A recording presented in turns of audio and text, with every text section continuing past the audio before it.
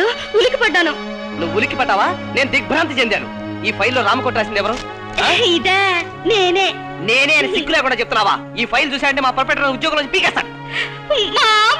అబ్బా ఈ మామ ఒకటి. వింటున్నానే తల్లి, వింటున్నానే. ఇప్పుడు అది ఏం చేసిందని అంతలా కేకలు పెడుతున్నావు బాబు? అమ్మడికి రాత్రి శ్రీరామచంద్రుడు కల్లోకి వచ్చి నా ఫైల్లో రామకోట రాయమని చెప్పాడా? రాస్తే మంచిదని నేనే రాయమన్నాను. రాయడానికి నా ఫైలే దొరికిందా? వేరే కాగితాలు లేక. ఇదిగో నా ఉద్యోగం ఊడిపోతే మీ రామచంద్రుడు కాపాడతారా? ఇంకెప్పుడు ఇలాంటి పనులు చేయకండి. నా కోపం వస్తే మీ దేవుణ్ణే కాదు మిమ్మల్ని కూడా లెక్క చేయను. ఏమండి మా అమ్మ కోపం వచ్చిందండి. రాని వస్తే నాకన్నా భయమా? పెద్దవాళ్ళ మాట లక్ష్య పెడితే ఈ లోకం ఎందుకైనా ఏది ఎప్పుడో బాగుపడేది. అయినా ఈ కాలం కుర్రాళ్ళంతా. సీత నేను ఇలా దొడ్డిదాన్ని వెళ్తాను, ఎదురా.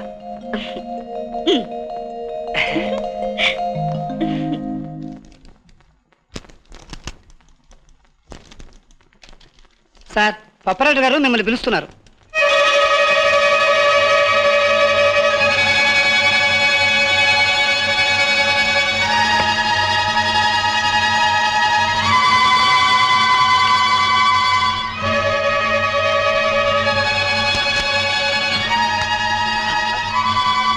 May I come in sir? లోపలికి వచ్చేసి మే ఐ కమిన్ ఏమిటో? కొంచెం దూకుడు ఎక్కువవుతుంది నీకు. కూర్చో కూర్చో. అంత మర్యాద అక్కర్లేదు సార్. డిస్మిస్ ఆర్డర్ ఇస్తే వెళ్ళిపోతాను. డిస్మిస్ చేయటం ఎందుకు? ఆ ఫైల్లో రామకోటి నేను రాయలేదు సార్, నా భార్య రాసింది. దానికి కొంచెం చేదస్తం ఎక్కువ, అతి భక్తి. దాంతో పతిగతి ఏమవుతుందో ఆలోచించలేదు. రాత్రి లార్డ్ రామ కల్లో కనిపించి రామకోటి రాయమని చెప్పాడట సార్. వాట్? శ్రీరామచంద్రుడు కల్లో కనిపించాడా? ఇలాగే రామదాస్ కల్లో కనపడి గుడి కట్టించమంటే ఆయన గారు తానీషా డబ్బుతో కట్టించేశాడు. ఆ రామదాసుని తానీషా జైల్లో పెట్టించినట్టు మీరు నాకు ఏ శిక్ష విధించినా అనుభవిస్తాను సార్. నేనేం తానీషాని కాదు, రామభక్తుల్ని శిక్షించి ఆ తర్వాత పశ్చాత్తాపడటానికి. శ్రీరామచంద్రుడి బ్లెస్సింగ్స్ కోసం నీకు ప్రమోషన్ ఇస్తున్నాను. ప్రమోషనా?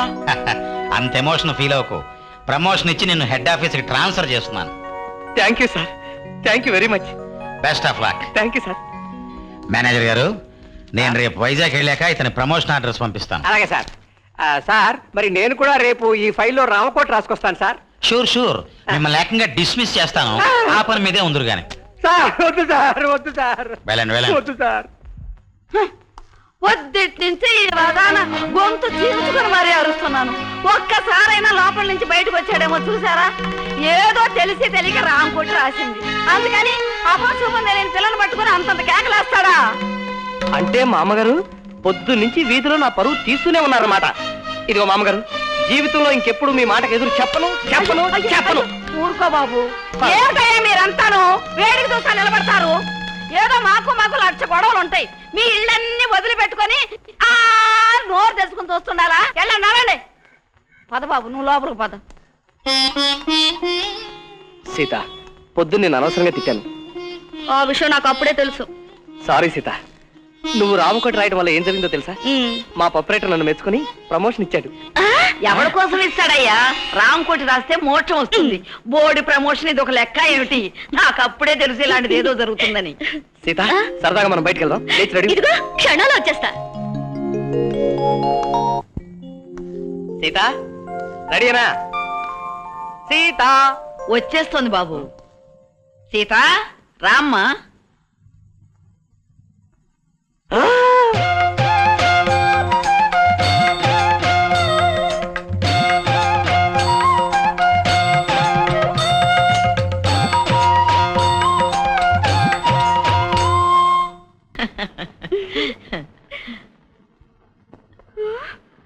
ఏమిటండి అలా నిలబడిపోయారు? నిలబడకేం చేస్తాడు? నిన్ను చూస్తుంటే మహాలక్ష్మిని చూసినట్టుంది అమ్ముడు. వెళదామండి. జై శంభోలింగా. శంభోలింగ ఏమిటండి? నేను. నువ్వెవరు?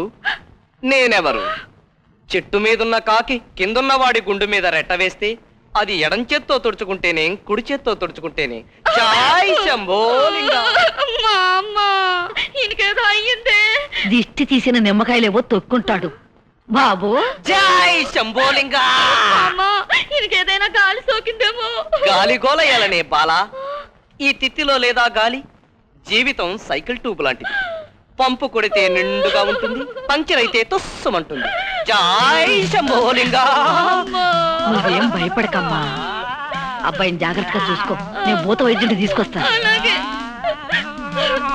ఏమండి? జై శంభోలి. వెళ్ళిపోయిందా మీ మామ? మీకే గాలి సోకలేదా? గాలి లేదు, గీలి లేదు. సరదాగా షికార్కి వెళ్దామంటే ఉత్సవంలో అమ్మవారిలాగా ఈ చీర ఒకటి, నీతో పాటు మీ మామ ఒకటి. అయ్యో! అవి అక్కడ పడేసి మీ మామ వచ్చే లోపల అర్జెంటుగా చీర మార్చుకురా. వెళ్ళు. జై శంభో. త్వరగా ఎక్కువ. వెళ్ళగానే ఇల్లు తీసుకుని ఉత్తరం రాస్తాను. వస్తాను. క్షేమంగా వెళ్ళిరా బాబు. ఆ, వస్తా మామ.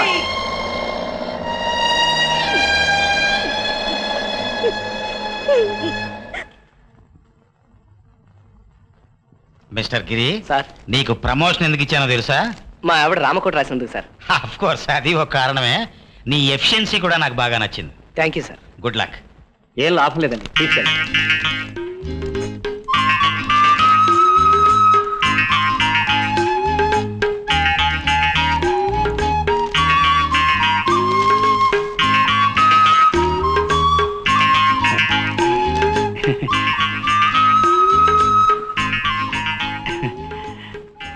ఏం కావాలండి? మరి చెప్పండి, ఏం కావాలి? మరి చెప్పండి. మీరేం అనుకోనంటే చెప్తాను. నేనేమనుకోను, చెప్పండి. ఈ సీట్ నాది. ఓ ఐఎమ్ సారీ, కొత్త కదండి, అందుకే నాకు తెలియదు. బహుశా అది నా సీట్ అయి ఉంటుంది. కూర్చోండి. మీరేం బాధపడలేదు కదా? ఇందులో బాధపడడానికి ఏముందండి, ఇట్స్ ఓకే. అమ్మయ్యా, ఆయన నన్ను అపార్థం చేసుకోలేదు. గుడ్ మార్నింగ్ గురు. Good morning. ఎక్కడ దిగావు? లాడ్జ్లో. ఇల్లు వెతుక్కోవాలి. ఈ ఊళ్ళో ఇల్లు దొరకడం చాలా కష్టం గురు. మా మిస్సెస్ ఊళ్ళో లేదు. మీకు ఇల్లు దొరికే వరకు మా ఇంట్లోనే ఉండొచ్చు. Thank you.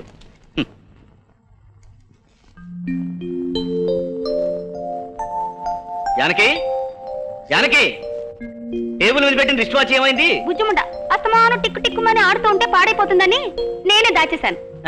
టిక్కు టిక్కుమని ఆడకపోతేనే పాడైపోతుంది. పాడైపోతే పోయింది, అది మాత్రం వాడటానికి వీల్లేదండి. అలాంటప్పుడు మనం ఎందుకే కొనుక్కోవడం? ఇలా ఎదురింటి వాళ్ళవి పక్కింటి వాళ్ళవి వాడుకుంటూ ఉంటే మన వస్తువులు ఎప్పుడు కొత్తగా ఉంటాయి కదండి. సర్లే, సినిమా టైం అవుతుంది, పద. అయ్యయ్యో, సినిమాకి ఈ డ్రెస్ తో వస్తారా? నాకున్నది ఇదే డ్రెస్, దీంతోనే వస్తాను. ఏమండి ఎదురింటి బ్యాంక్ అయినా మొన్ననే కొత్తగా సూట్ కుట్టించుకున్నాడండి. ఆయన ఒడ్డు పొడుగు అచ్చు మీలాగే ఉంటాడు. కాసేపు ఆ సూట్ అడిగి తీసుకొస్తాను, వేసుకోండి. వాడెవరితో సూట్ నేను ఎందుకు వేసుకుంటాను? వేసుకోను. వేసుకోపోతే నాకు కోపం వచ్చేస్తుంది. కోపం వచ్చినా పూలకు వచ్చినా నేను వేసుకుని అంతే. నాకు కోపం వచ్చిందంటే ఏం చేస్తానో మీకు తెలీదు. రానివే, వస్తే నాకేం భయమా? ఆ తర్వాత మీరే బాధపడతారు. ఏమిటి బెదిరిస్తున్నావు? అది చేస్తాను ఇది చేస్తాను అనే కంటే ఆ చేసేదేదో చేయి చూస్తాను.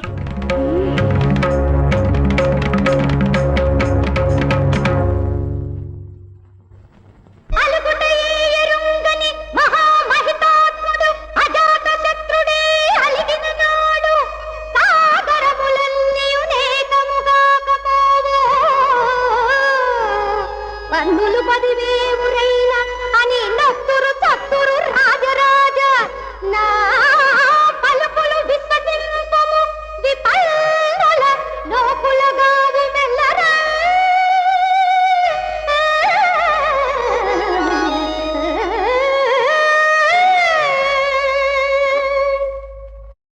జానకి, చుట్టుపక్కల వాళ్ళు భయపడతారు.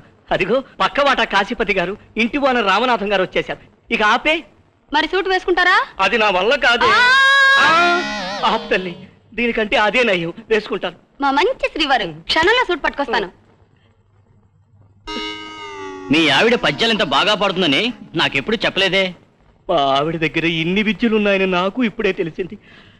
నా తల తిరిగిపోతుంది. దయచేసి నన్ను వదిలేయండి. రామనాథం గారు, మనం ఇప్పుడు ఇట్లా చూసామని ప్రసాదం గారికి కోపం వచ్చి ఉంటుందంటారా? బాబు కాశీపతి, ప్రసాదం సంగతి ఎలా ఉన్నా ఇప్పుడు నువ్వు ఎక్కువగా మాట్లాడితే మాత్రం నా కోపం వస్తుంది. ఏమిటో అనవసరంగా మాట్లాడి ఇప్పుడు ఈయన కోపం తెప్పించాను. సలహా చెప్పడానికి సమయానికి మావిడి కూడా ఊళ్ళో లేదు.